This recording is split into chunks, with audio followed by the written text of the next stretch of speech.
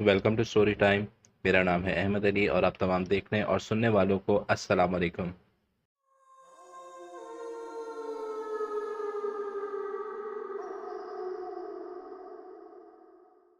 दोस्तों, जैसे कि मैंने आप सबको अपने पहले वीडियो में बताया था कि इस दुनिया में एक ऐसी मखलूक है जिसको आज भी बहुत से लोग मानने से इनकार करते हैं।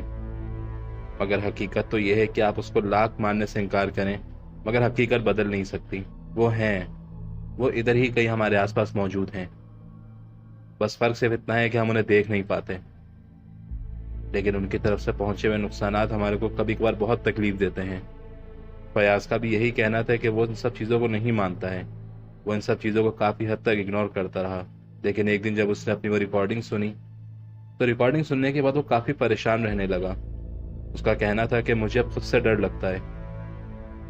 मुझे नहीं पता कि मेरे साथ ये सब कुछ क्या हो रहा है। मेरे लिए इस बात को तस्लीम करना बहुत मुश्किल है कि अब मैं नॉर्मल लोगों में से नहीं हूँ। पूरा दिन ऑफिस में परेशान था, बस यही सोच रहा था कि उसके साथ ये सब कुछ क्या हो रहा है। फयाज का कहना था कि उस रात जब मैं अपने घर गया तो मुझे ऐसा लग रहा था कि जैसे मैं अकेला नहीं हूँ, कोई और भी है जो मेरे साथ आया है। और बस वो अपने आप पे ही गुस्सा किए जा रहा था। उसको समझ नहीं आ रहा था कि मैं कर क्या रहा हूँ या मैं क्या कह रहा हूँ। बस उसको इतना होश था कि मैंने ये कहा है कि उन सब लोगों को इस बारे में मत बताओ। तुम उनमें से नहीं हो, तुम बिल्कुल अलग हो उनसे। जब मैं शीशे के पास खड़ा हुआ तो मुझे ऐसा लगा जैसे कोई काला साया मेरे पीछे खड़ा हुआ है, और उस साये में इतना डार्कनेस था कि पूरे घर की रोशनी उसे ऐसा लग रहा था उसमें समा चुकी है। पूरे घर में एक अजीब सा अंधेरा हो रहा था, लेकिन पता नहीं क्यों मुझे उससे कोई खौफ नहीं आ रहा था। मैं मुस्तकिल उसकी तरफ देखे जा रहा था और उसने बहुत धीमे लहजे में मुझसे पूछा, क्या तुम तैयार हो अपने असली रूप में आने के लिए? मैंने उसका ये सवाल बहुत गौर से सुना, मगर फिर भी मैं कुछ बोल नहीं पा रहा था। फिर उसने मेरे साय को पकड़ लिया और ऐसा लगा जैसे मेरे सीने में कोई चीज आके जोर से लगी हो। मेरे सीने में काफी शदीद दर्द हो रहा था, मगर अब ऐसा लग रहा था जैसे मेरे जिस्म के अंदर कोई और रूह बसी हुई हो, जो मुझ पे अपनी हुकूमत चलाना चाहती हो या मुझे अपने जैसा बनाना चाह रही हो। अगले दिन जब मैं उठा तो मेरी आंखें बिल्कुल ब्लैक थीं। कुछ देर बाद सब कुछ नॉर्मल हो गया था, मगर मुझे इतना होश था जैसे कोई और रूह मुझ में जाग रही है। जब मैं ऑफिस गया, मैंने फराज के बारे में सर्च करना शुरू किया, लेकिन एचआर से उसका कोई भी रिकॉर्ड मुझे नहीं मिला। यहाँ फराज नाम के किसी लड़के को वो जानता ही नहीं था। बस सबका यही कहना था कि यहाँ कभी कोई ऐसा नाम का लड़का काम ही नहीं करता था, लेकिन मुझे ये यकीन था कि वो डायरी और वो रिकॉर्डिंग, वो कोई झूठ नहीं हो सकती। मेरे जहन में अजीब अजीब ख्यालात आ रहे थे। वीरान वीरान सी जगह मेरे जहन में घूम रही थी, जैसे कोई बहुत बड़ा पहाड़ जिस पे आग लगी हुई हो, धुआं निकल रहा हो। काफ़ी मालूमात करने के बाद मुझे कुछ पता नहीं चल सका। फिर एक रात जब मैं लेट नाइट काम करने के बाद अपने घर के लिए निकल ही रहा था, तो पता नहीं क्यों मुझे ख्याल आया कि मैं एक बार उस सर्वर रूम में जाके दोबारा चेक करूं। जब मैं सर्वर रूम में गया तो दीवार पे लिखा हुआ था, क्या तुम मुझे जानते हो? बस मैंने जैसे ही इन अल्फाज को पढ़ा तो अचानक से एक आवाज़ आई, फयाज क्या तुम मुझे ढूंढ रहे हो? जब मैं पीछे मुड़ा तो सामने फराज खड़ा हुआ था, जिसकी आंखों की जगह बिल्कुल खाली थी और चेहरा बिल्कुल अजीब सा था, जैसे कोई मिट्टी का चेहरा बना हुआ हो और उसके ऊपर बहुत सारी लाइनें पड़ी हुई हो। बस उसने मुझसे इतना ही कहा। मैं उसे अपना दोस्त मानता था, जिसे तुम अपना दोस्त मानते हो। अब मैं उसका हिस्सा बन चुका हूं और वो बहुत पुरानी रूह है। कोशिश करो कि तुम उससे दूर हो जाओ, वरना तुम भी मेरे जैसे हो जाओगे। मैंने उससे डरते हुए पूछा, तो मैं कैसे बच सकता हूं उससे?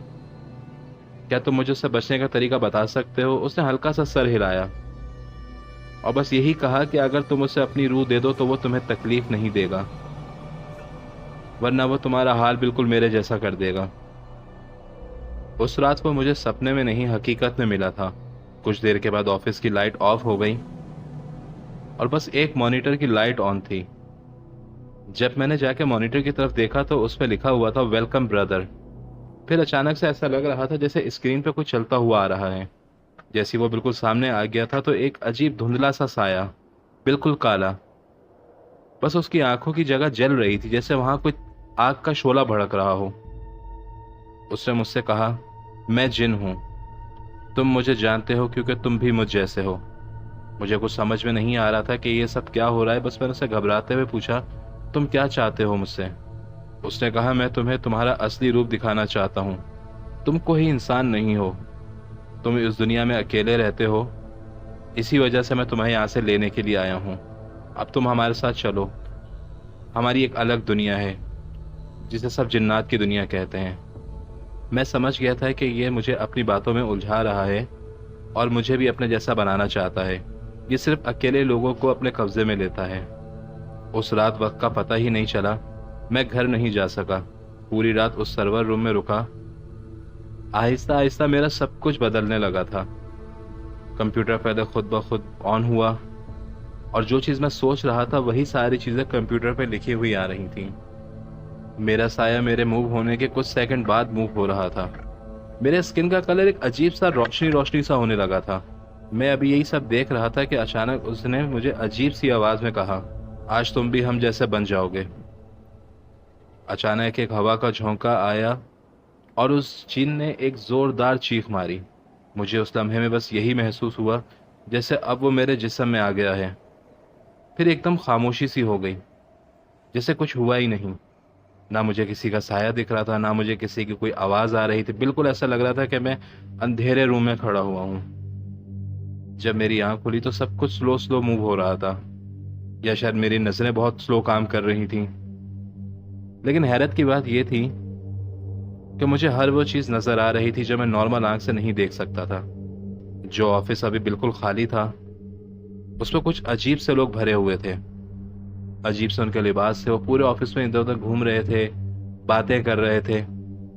जैसे मैंने आपको अपनी पिछली वीडियो में भी बताया था कि अल्लाह पाक ने इंसानों और जिन्नातों के बीच में एक पर्दा रखा हुआ है, जिसकी वजह से हम उन्हें देख नहीं पाते हैं। अब ऐसा लग रहा था जैसे वो पर्दा हट गया हो और मैं उन सबको देख सकता हूँ।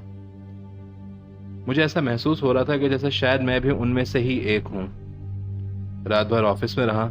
अगली सुबह जब स्टाफ आने लगा ऑफिस का तो सदफ ने मुझे देखा और वहीं रुक गई और आहिस्ता आहिस्ता पीछे हटते हुए बस यही कह रही थी कि फयाज, ये तुम्हारे चेहरे को क्या हुआ? जिससे मैंने उससे यही कहा कि कुछ नहीं, बल्कि मैं तो अब पहले से बेहतर महसूस कर रहा हूँ। उस दिन के बाद से लोगों ने मुझसे बात करना छोड़ दिया। उन्हें ऐसा लगता था जैसे मैं उनके जहन को पढ़ लेता हूँ। मैं अपने काम में मसरूफ रहता था, मगर पता नहीं कैसे हर एक सिस्टम में मेरे नाम की एक फाइल जनरेट हो जाती और हर एक कंप्यूटर में यही फाइल आती, हेलो फयाज न्यू फ्रेंड। बस हर एक कंप्यूटर के अंदर डेस्कटॉप के ऊपर ये फाइल शो हो रही होती, जिसके से कई लोगों ने मुझे ये भी कहा कि ये शायद हमारे सिस्टम को हैक कर रहा है या उसमें वायरस ड्रॉप कर रहा है। लेकिन मुझे इस चीज़ का बिल्कुल इल्म नहीं था कि ये सब क्या हो रहा है और कैसे हो रहा है। बस इतना समझ में आ रहा था कि अब जिन ने भी मुझे अपने जैसा बना दिया और अब मैं भी एक नए फराज को ढूंढ रहा हूं। अब मुझे दुनिया पहले जैसी नजर नहीं आती थी। एक अलग ही तरीके से मैं दुनिया को देख पा रहा था। लोगों के चेहरे पे जो खौफ, तन्हाई या झूठ, वो सब मुझे नजर आ जाता था। मैं उनके बोलने से पहले ही उनकी बात का मतलब या उनकी नीयत समझ लेता था। उस जिनका कहना था, इंसानों और जिन्नातों में बहुत फर्क होता है एक दूसरे को देखने या एक दूसरे को समझने में। मैं अब इंसानों की गुलामी से आज़ाद हूँ। मैं अब फयाज नहीं हूँ और ना अब मैं अकेला हूँ। आज ऑफिस में एक नया सर्वर कंट्रोलर आया है। उसका नाम सुहेल है, लेकिन वो किसी से बात नहीं करता है, बस चुपचाप अपने काम में लगा रहता है। लंच के टाइम पर भी बस वो हैंड फ्री लगा के जल्दी जल्दी अपना खाना खाता है और जाके सर्वर रूम में बैठ जाता है, दरवाज़ा बंद करके। एक रात जब वो देर तक काम कर रहा था तो अचानक उसके लैपटॉप पे एक मैसेज आया जिसमें लिखा हुआ था, हेलो फ्रेंड। उसने एक खौफ से मेरी तरफ देखा। उसके चेहरे पे वही खामोशी थी जो कभी मेरे चेहरे पे हुआ करती थी। मैंने मुस्कुराते हुए उससे पूछा, क्या तुम्हें तन्हाई पसंद है? उसने कहा, हाँ। मैंने कहा, बहुत जल्द तुम इन सब से दूर हो जाओगे।